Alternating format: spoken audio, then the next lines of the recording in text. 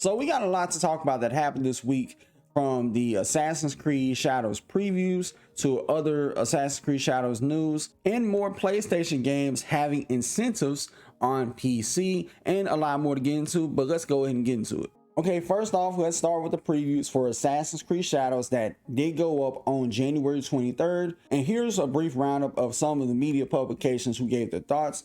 Eurogamer said it's the biggest shakeup of the series in years. VGC called it Shogun-esque storytelling, revamped stealth gameplay, and Games Radar called it stealthier and bloodier than ever before. There also was content creators who gave their thoughts and impressions, while some praise certain things. There were others who were a lot more critical and worried about Shadows. I think the only concerning thing I've seen come out of these previews, how sometimes the camera can be a little bit wonky playing as Yasuke. It is kind of peculiar that you are limited to just one section of gameplay with Yasuke. It kind of makes it seem like that, you know, maybe he shouldn't have been in there. They should have had a different type of samurai character, somebody that could not only be a samurai, but somebody who could play as an assassin. Because I think there could have been a potential for a story arc here. You have this samurai who's conflicted on what to do, where let's say if they had went the route of, okay, choosing the ways of the samurai and inheriting new ways of being an assassin, which is one reason why people love Ghost of Tsushima so much, was because that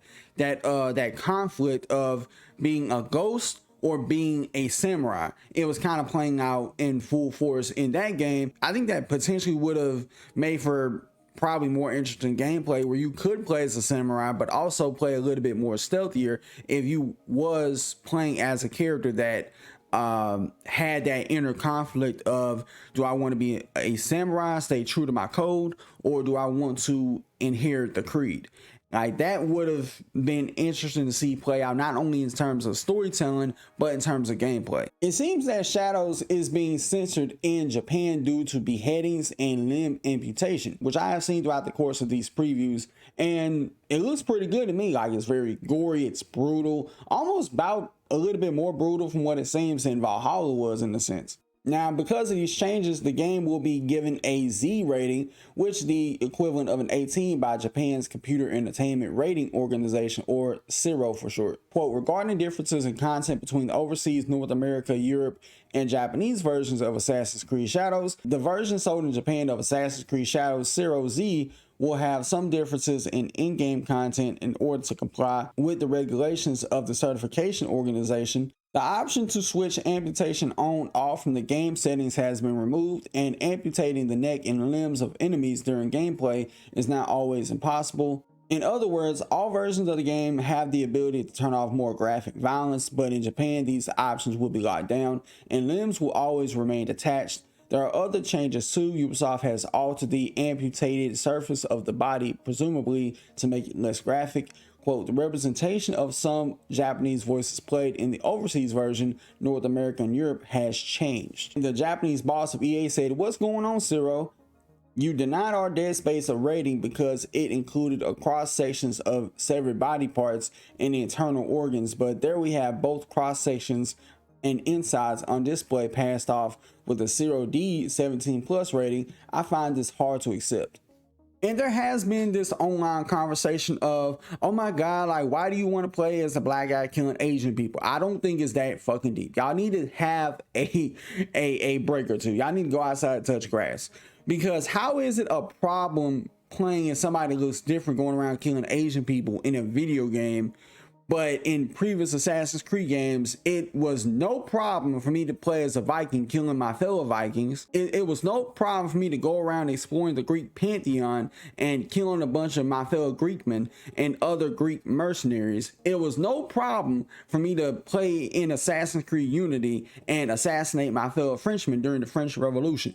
So I don't understand, how is it a problem when it's the opposite, but it's not a problem when you kill your own? This is no different than the whole RE5 remake debacle, where people was complaining about, oh my God, like, I don't want to kill black zombies. Why should me, a white person, kill black zombies? It's not that fucking deep. Like, just like how people had an outrage about that, I don't know why people would be mad playing as somebody killing Asian people, but it's okay to play as Naue going around killing people that look like her. I'm just saying, like, are y'all gamers or are y'all pussies? Let's keep it a buck. Ubisoft shuts down another studio, losing 185 jobs, which this is a part of the company's restructuring. Now, this is taking place in a part of the UK, specifically in its Leamington-based studio, and as well as shrinking headcounts in different locations, including Dusseldorf, Stockholm, and Newcastle. Quote, as part of our ongoing efforts to prioritize projects and reduce costs that ensure long-term stability at Ubisoft, we have announced targeted restructurings at Ubisoft Dusseldorf, Ubisoft Stockholm, and Ubisoft Reflections, and the permanent closure of Ubisoft Leamington site, a Ubisoft spokesperson told Eurogamer. Now, it is unfortunate that all those people being laid off, but I don't really know that much about Leamington. It sounds like they were like a really small support team based on the head count, and supported other studios, like making some of the bigger games, helping with the QA testing and stuff like that, probably small things. But yeah, this just adds to the Ubisoft kerfuffle, I guess. A new PlayStation blog reveals that new in-game content incentives come to PlayStation games on PC. Marvel Spider-Man 2, Horizon Zero Dawn Remastered, The Last of Us Part 2 Remastered, and God of War Ragnarok to offer in-game content unlocks for users playing with a PlayStation Network account. And supposedly this is some of the stuff you're going to be able to get. With Marvel Spider-Man 2, you're going to be able to unlock suits, the Spider-Man 2099 black suit and the Miles Morales 2099 suit. With Ragnarok, you'll gain access to the Armor Up Black Bear set for Kratos at the first Lost Items chest in the Realm Between Realms, previously only accessible in New Game Plus run, and Resource Bundle 500 Hack Silver and 250 XP. Last was Part 2, you get 50 points to activate bonus features and unlock extras. Jordan's jacket from Intergalactic, the Heretic Prophet, as a skin for Ellie. And with the Horizon Remaster, you'll be able to gain access to Nora Valiant outfit. While all this does sound well and good, and combine this with the recent new hire of a brand new CEO, it makes me wonder how close are we to getting a bunch of PlayStation games coming day one on PC, probably sooner rather than never. And will they also address the PlayStation PC sign-in issue that a lot of PC gamers have been facing, where they feel like they shouldn't have to be forced to sign in just to play certain games? And I would agree to that. And lastly, BioWare is going to be doing some restructuring, moving different employees to other EA projects while developing Mass Effect 5. Now, according to the latest BioWare update and giving a development update as well on the next Mass Effect stage of development, they said they do not, quote, want to require support from the full studio. Quote, a core team at BioWare is hard at work on the next Mass Effect game, which they wrote in a blog post. And in this blog post, it was a couple veteran names that was highlighted here. Michael Gamble, who we know is going to be spearheading this Mass Effect game and has a strong foothold on what this game is going to be. He was a manager producer on Mass Effect 2, Mass Effect 3, and Andromeda.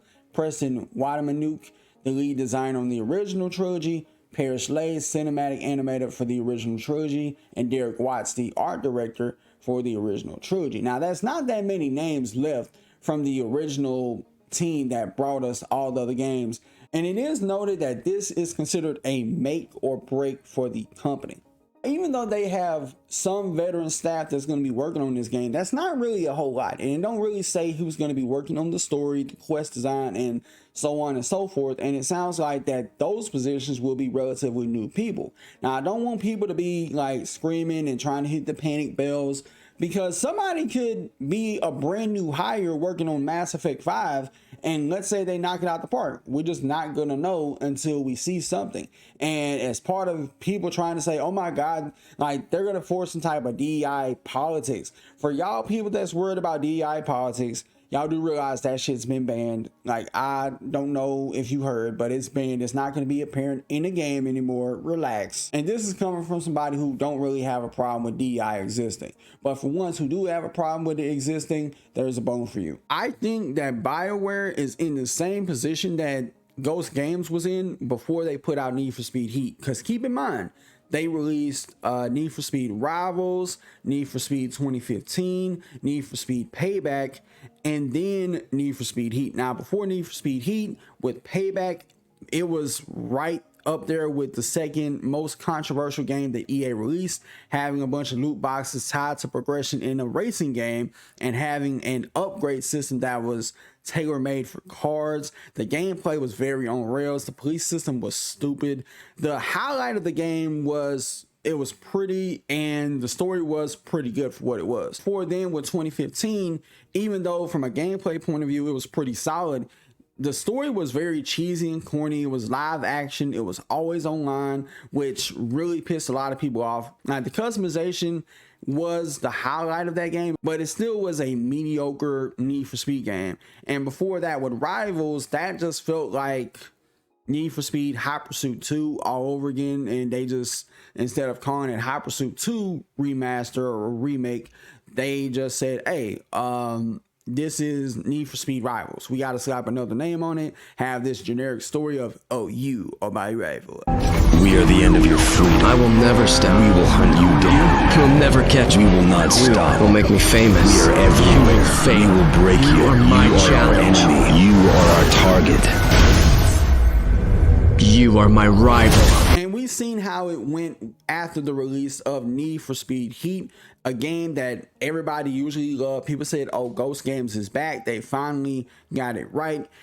And EA closed them the following year, and it has something to do with relocation issues, which I still to this day don't believe that bullshit. I think that game didn't make them enough money that they thought it should have made, and they just said, well, fuck it, we're gonna close you down. After they got it right with Need for Speed Heat, and they got shuttered anyway. It kind of makes me wonder when Mass Effect 5 comes out, and let's say people love it, word of mouth is pretty good, people saying BioWare is back, and almost in similar fashion they announced, oh, we're closing BioWare after they finally put out a game that people like. And to some of y'all might be wondering, well, why would they close down a game that people like and enjoy?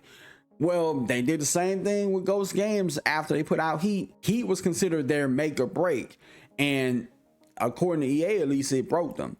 Now, I think BioWare has already had its make or break moment with Anthem, and you can't go nowhere but up. All in all, we just gotta wait and see how this next Mass Effect game is gonna look. But with that being said, y'all let me know what you think about all these stories in the comments below. Till next time, I'll see y'all in the next video. Peace.